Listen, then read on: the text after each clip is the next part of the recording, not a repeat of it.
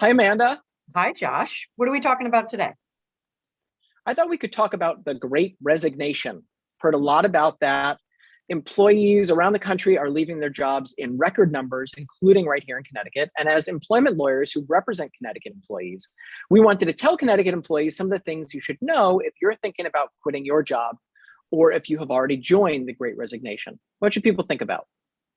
Yeah, we see this all the time, more so recently with the Great Resignation. And in the past, it's been people who think they're working in a hostile work environment or people who are being sexually harassed and they say, I got to get out. I'm just going to resign, right? But before you do that, you should do a few things. Number one, talk to an employment lawyer. Why? We've broken this down into three different parts. The first is you might have legal claims, right? And by voluntarily resigning from your position, you could give up rights and entitlements that you would otherwise have if you didn't voluntarily resign. So you want to talk about that and analyze that situation before you just simply leave, because it could very well be too late after you've already resigned. Number two is unemployment. Traditionally in Connecticut, the Department of Labor will deem you ineligible for benefits if you voluntarily leave suitable employment.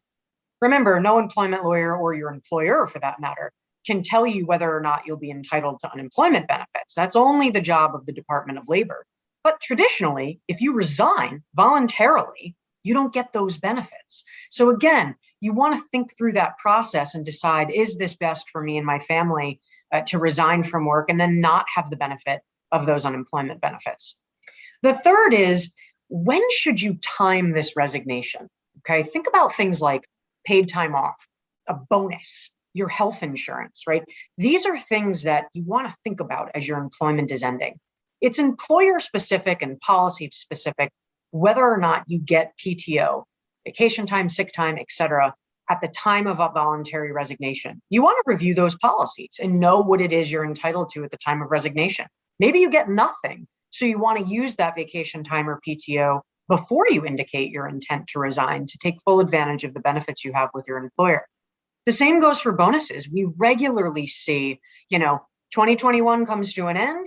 You otherwise would have been entitled to a 2021 bonus, but pursuant to policy, you have to be employed at the time that bonus is actually provided to employees. Maybe that's March 1st. Well, you don't want to resign on February 15th and not be entitled to that bonus that you otherwise would have received on March 1st. So you have to really think about that issue. Same with healthcare, right? If you resign at the end of the month, maybe your employer is only going to keep you on until the end of that month. So resigning on February 27th is only going to give you health insurance for one more day. Whereas if you resign on March 1st, maybe you get coverage through that month. So these are just three examples. They're considerations to think about. There are certainly more, and they're very specific in each individual circumstance. So give us a call, talk to an employment lawyer before you make a really big decision, and understand what rights you have available to you.